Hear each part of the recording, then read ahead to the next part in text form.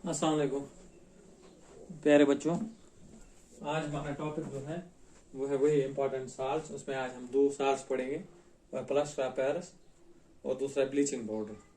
Last पे रहता है इस टॉपिक का सिर्फ लास्ट एक पार्ट, वो वाटर ऑफ क्रिस्टलाइजेशन, वो हम इंशाल्लाह नेक्स्ट टॉपिक में नेक्स्ट सेशन में पढ़ेंगे। आज हमारा टॉपिक जो है वह है प्लास्टर ऑफ पेरिस और ब्लीचिंग पाउडर। ठीक है, सबसे पहले प्लास्टर ऑफ पेरिस जिसको पीओपी हम बोलते हैं, ये आप सब ने देखा ही होगा, है ना। जो प्लास्टर वलास्टर इसके काम में आता है, हमारे घरों में लगता है पेंट करने से पहले, दीवारों को स्मूथ करने में, वो तो देखा ही होगा। यहाँ किसी की खुदा ना करे किसी बोन फ्रैक्चर हुई होती है कोई, फिर उसको उसके ऊपर जब जिसको हम बोलते हैं प्लास्टर शास्कोरमा, वो किया हुआ होता है, वो भी यही होता है, पीओपी होता है ना। या चीप टॉयज देखे होते हैं, वो भी पीओपी होते हैं। केमिकली क्या होता है पीओपी? ये होता है कैल्शियम सल्फेट हेमीहाइड्रेट। अब आप बोलोगे सर कभी पानी का आधा तो कर ही नहीं सकते मॉलिक्यूल का, क्योंकि हमें अगर वो देखें एटॉमिक थ्योरी बोलती है कि ये डिस्क्रीट नहीं होता है, एटम्स ये ब्रोकन शेप में नहीं मिलेंगे हमें, ये मतलब हमेशा या एक होगा या दो होगा या ऐसे आधा डेढ़ पौना दो, ये ऐसा ही नहीं होगा, है ना। तो फिर ये आधे का मतलब क्या? असल में इसका मतलब है, इसका एक वाटर ऑफ क्रिस्टलाइजेशन आगे हम पढ़ेंगे। वाटर ऑफ क्रिस्टलाइजेशन जो है इसका मतलब है इसके क्रिस्टल स्ट्रक्चर में हमेशा दो कैल्शियम सल्फेट के दरमियान एक वाटर मॉलिक्यूल शेयर होता है। तो मतलब कैल्शियम सल्फेट अगर इधर से भी है, कैल्शियम सल्फेट इधर से भी है, इनके बीच में एक वाटर मॉलिक्यूल है, तो इसका शेयर ए का कितना बनता है? आधा। अब आए आपको समझ?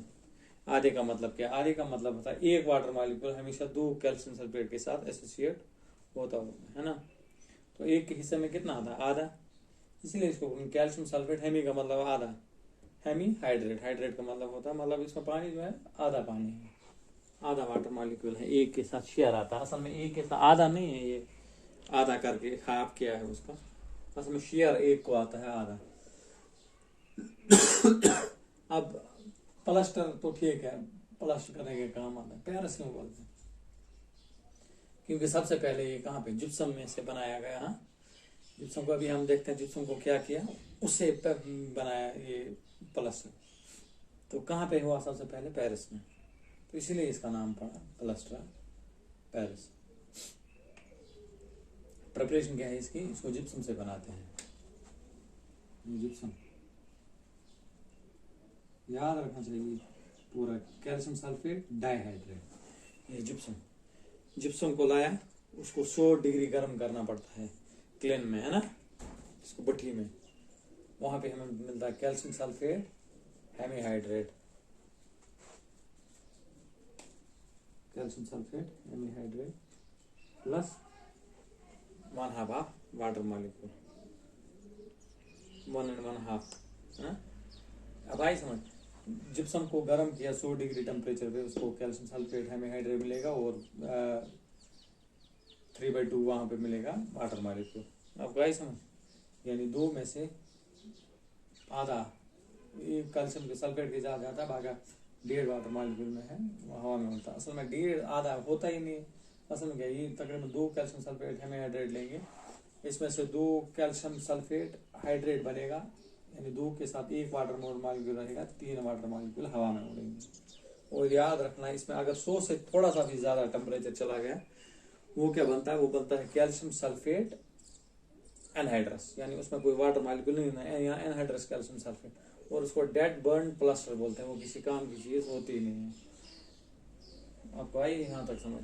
तो फिर इसके आगे तो प्रॉपर्टीज वो तो पता है, पीओपी देखा ही होगा सबने, कैसा होता है, वाइट पाउडर होता है ना, और अगर उसमें पानी डालें, थोड़ा सा भी पानी डालें, वो सेट होके वो फिर से जिप्सम बन जाता है ना।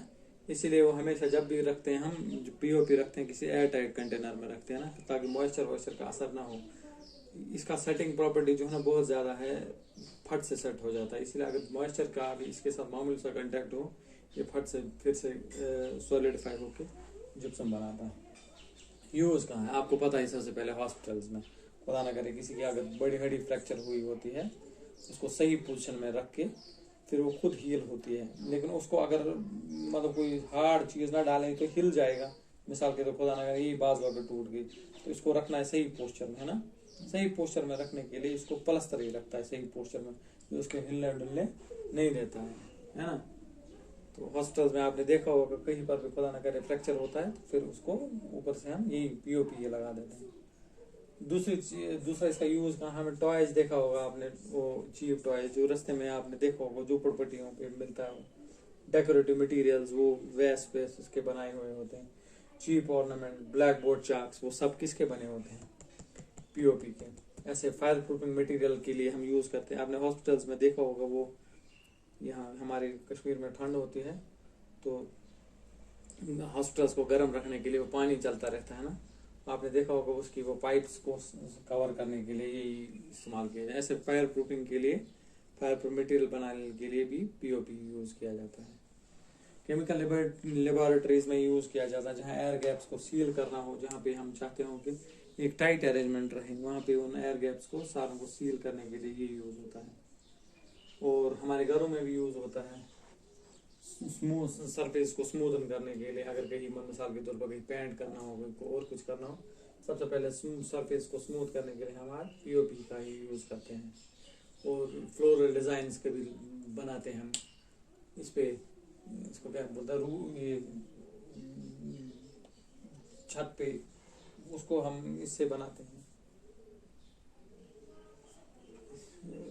दूसरा अब यहाँ तक आपको समझ, कैल्शियम सल्फेट जो है, कैल्शियम सल्फेट हेमीहाइड्रेट है, जिप्सम से बनाया जाता है, जिसका chemical formula calcium sulphate dihydrate. इसको 100 डिग्री पे गर्म किया जाता है तो हमें मिलता है कैल्शियम सल्फेट हेमीहाइड्रेट। हेमीहाइड्रेट क्योंकि एक कैल्शियम सल्फेट के हिस्से में आधा वाटर मॉलिक्यूल आता है।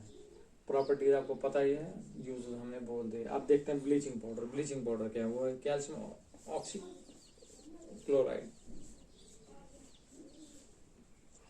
कैल्शियम ऑक्सीक्लोराइड बनाते किससे हैं, कैल्शियम हाइड्रोक्साइड से। कैल्शियम हाइड्रोक्साइड को क्लोरीन ऐड करते हैं साथ, वो क्या बोलता है, कैल्शियम ऑक्सीक्लोराइड प्लस वाटर। मानो पूरा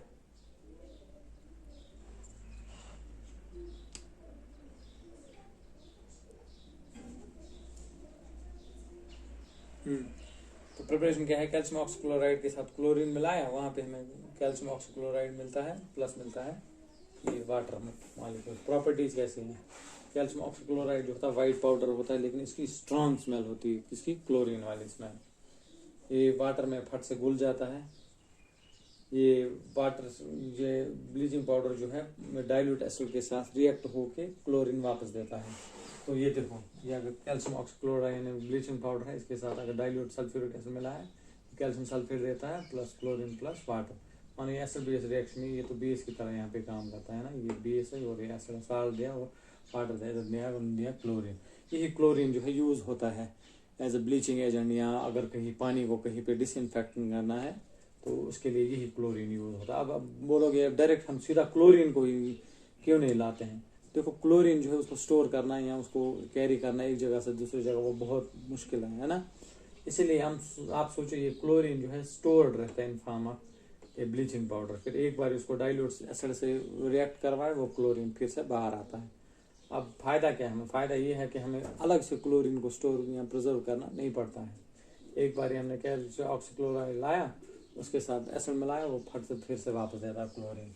तो यूजेस क्या है इसकी, ये सबसे पहले जो है ब्लीच करने में इस्तेमाल होता है। किसको ब्लीच करने में, कॉटन को, लिनन को, वुड क्लॉथ को, ऐसे लॉन्ड्री में यूज। आप बताओगे अब ये ब्लीच करना क्या होता है। देखो जब हम कॉटन हासिल करते हैं वो पूरा व्हाइट कलर का नहीं होता है, या लिनन जो होता है कॉटन की सुपीरियर क्वालिटी होती है, वो भी पूरा व्हाइट कलर का नहीं। ऐसे वुड प्लस लकड़ी, उससे हम पेपर बनाते हैं ना, पेपर इंडस्ट्री में जो यूज होता है वो भी मतलब हमें सीधा लकड़ी की शेप में हमें हासिल नहीं होता है। ये मतलब ये उसका कलर डिफरेंट होता है, और हम वर्क किताब के वर्क आपने देखा उनका कलर डिफरेंट होता है। इन सब चीज़ों को पहले वो जो उनमें कलर होता है वो निकालना पड़ता है, तो वो इसी की बदौलत कर सकते हैं। क्लोरीन जो है वो उसका कलर निकाल देता है। ऐसे हम इसको डिसइंफेक्टेंट के तौर पे भी यूज़ करते हैं। वाटर सप्लाई में देखा होगा आपने, क्लोरीन टैबलेट जो डालते हैं वो क्लोरीन नहीं होता, उसमें ब्लीचिंग पाउडर होता है ना। हमारे यहाँ उसको बोलते हैं गाढ़ दवा। हमारे यहाँ उसको किसको, मछलियों को मारने के काम में लाया जाता है, क्योंकि वो जो भी डिजॉल्व ऑक्सीजन या बाकी गन मन जो है वो सारा निकाल देता है पानी से, है ना।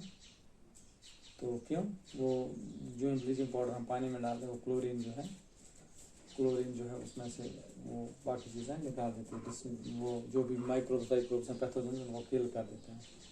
वो ऐसे मैन्युफैक्चरिंग क्लोरोफॉर्म को प्रिपेयर करने में इस्तेमाल किया जाता है। वो क्या मीथेन के साथ सीधा ये मिला है, ब्लीचिंग पाउडर उधर मिलेगा, क्लोरीन निकलेगा बाहर, वो क्लोरीन हाइड्रोजन को रिप्लेस करता जाएगा, यानी मीथेन को ऑक्सीडाइज करता जाएगा और हमें मिलेगा CaCl3। वो और यूज़ किया जाता है वूल को अनसिंकेबल बनाने में। उन साबुन वाबुन में आपने देखा होगा वो जो हमें आता है क्या ईज बीज होता है, उसको पूरा क्लोरीन की बू आती है, उसमें ब्लीचिंग पाउडर होता है, और इस ब्लीचिंग पाउडर को as a oxidizing agent use किया जाता है। इंशाल्लाह आई होप आपने अच्छी तरह समझा होगा। नेक्स्ट क्लास में हम इंशाल्लाह पढ़ेंगे वाटर प्रेशराइजेशन, उसके साथ हमारा ये चैप्टर खत्म होता है। तो नेक्स्ट चैप्टर हमारा होगा इंशाल्लाह carbon and its compounds. Till then खुदा हाफिज़।